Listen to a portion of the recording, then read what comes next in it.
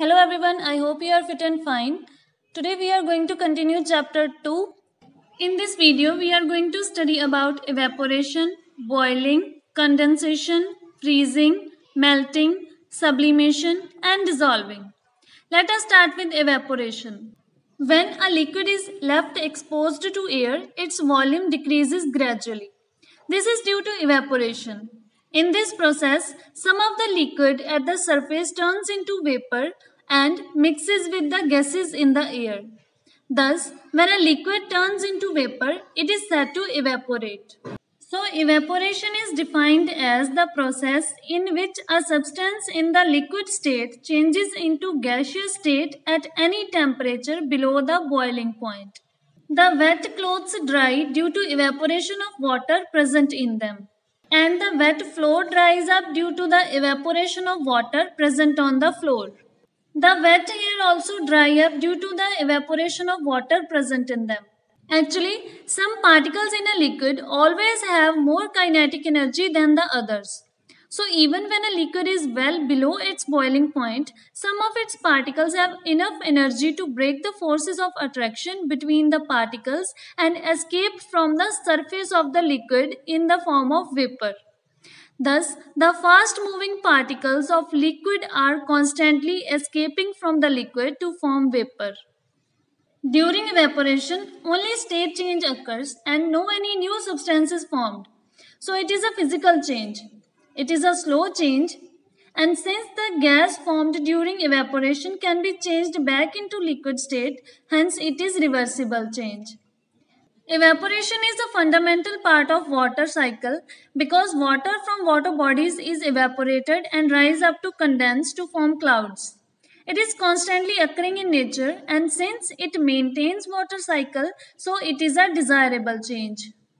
It is endothermic change because the molecules of liquid absorb energy to get converted into gaseous state. And as heat energy is absorbed from surrounding, therefore evaporation results in cooling. The rate of evaporation is affected by some conditions. So let's study about this. Number one is surface area of the liquid. The rate of evaporation increases on increasing the surface area of the liquid. For example, if the same liquid is kept in a test tube and in a china dish, then the liquid kept in china dish will evaporate more rapidly. In our daily life, we spread out the washed wet clothes while drying to increase their surface area for rapid evaporation of water present in them. After rain, the wet roads dry quickly because the rainwater is spread all over the large area of the road. This gives the particles of water greater chance of escaping from the liquid. From this, we can conclude that a larger evaporating surface increases the rate of evaporation. The next condition is humidity of air.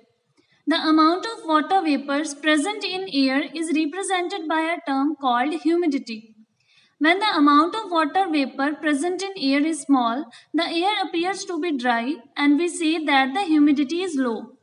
On the other hand, when the amount of water vapor in the air is large, the air appears to be damp and we say that humidity is high. At a fixed temperature, the air can hold a fixed amount of water vapor or moisture. So if air is more humid, means if already more vapor are present in air, then the rate of evaporation is less. We can also say that drier air evaporates more than humid air. For example, during rainy season, the air is more humid. That's why wet clothes take a long time to dry. The next condition is motion of air.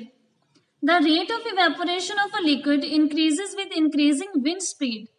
When the speed of wind increases, the particles of water vapor move away with the wind, decreasing the amount of water vapor in the surrounding. This increases the rate of evaporation of water. The washed wet clothes dry more quickly on a windy day because evaporation is faster due to high speed of the wind. Evaporation is also affected by the atmospheric pressure exerted on the evaporating surface. Lower pressure on the open surface of the liquid results in the higher rate of evaporation. Then the next condition is temperature. The rate of evaporation increases on increasing the temperature of the liquid. Any increase in air temperature raises the temperature of the water at the evaporation source, which means that more energy is available to the water molecules for converting from liquid to gaseous state. Hence, the warmer the evaporating surface, the higher the rate of evaporation. For example, wet clothes dry faster in the summer season because the temperature of air is high during summer season, which raises the temperature of water in clothes, so more energy is available to water molecules for converting from liquid to gaseous state. The next example of physical change is boiling. Boiling is a process by which a liquid changes into vapor when it is heated, and the temperature at which the liquid changes into its vapor state is called its boiling point. As no new substance is formed during boiling of a liquid, therefore it is a physical change. And as the vapor formed during boiling can be converted back into liquid state on cooling, hence it is a reversible change. Boiling is a fast process. And because a liquid absorbs heat to get converted into vapor, therefore it is endothermic change. Remember, endothermic changes are those in which heat is absorbed. Then boiling can be both desirable and undesirable. For example, the steam formed during boiling can cause burns on skin, so it is undesirable. But we can cook food by boiling. In this case, it is desirable. Then the next physical change that we are going to study is condensation. Condensation is a process by which matter changes from gaseous state to its liquid state on cooling. The temperature at which condensation takes place may be termed as condensation point. And as only state change occurs during condensation and no new substance is formed, therefore it is a physical change. Then condensation is also a reversible change. It is the reverse of evaporation or boiling. It can be slow or fast. During condensation, a gas gets cooled and gives out heat to form liquid. Therefore, it is an exothermic change. Remember that during exothermic changes, the heat is evolved or given out. It is a desirable change. For example, water vapor in atmosphere condenses to form clouds, and these clouds can bring rain. And if we talk about freezing, it is a process by which a liquid changes into a solid on cooling, and the temperature at which the liquid changes to its solid state is called its freezing point. It is a physical change because during this change no any new substance is formed. It is also a reversible change because the solid formed by freezing can again be converted back into its liquid state by heating it. It is a fast process, and to get freeze, a liquid needs to be cooled. And how can it get cool? By giving out heat. So it is an exothermic change. Freezing can be both desirable and undesirable. It can be desirable in cold storages and refrigerators because there we can store food and keep it fresh for a longer time. But in cold countries, when the roads get covered by snow during winter, the normal life of people suffers a lot. So there, freezing is undesirable. Then the next example of physical change is melting. It is also called fusion. Melting is defined as a process by which a solid changes into its liquid state on heating. It occurs at a specific temperature, and this specific temperature is called melting point. It is a physical process because the chemical composition of substance remains the same after melting and no new substance is formed during this change. It is a reversible change. It is the reverse of freezing. Melting occurs fastly when the solid reaches its melting point. As the solid has to absorb heat in order to melt, therefore it is an endothermic change. It can be both desirable and undesirable. For example, when wax melts in a candle, it is a desirable change because wax in candle melts to expose the thread in it, which burns to produce light and remove darkness. And the melting of ice cream is considered as an undesirable change.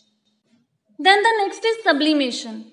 Sublimation is defined as the process by which a substance changes from the solid state to the vapor state without melting. All solids cannot undergo sublimation. Some examples of substances that can be sublimed are naphthalene, ammonium chloride, camphor, dry ice, etc. Dry ice is a solid carbon dioxide. During sublimation, only state change occurs and no new substance is formed. Thus, it is a physical change.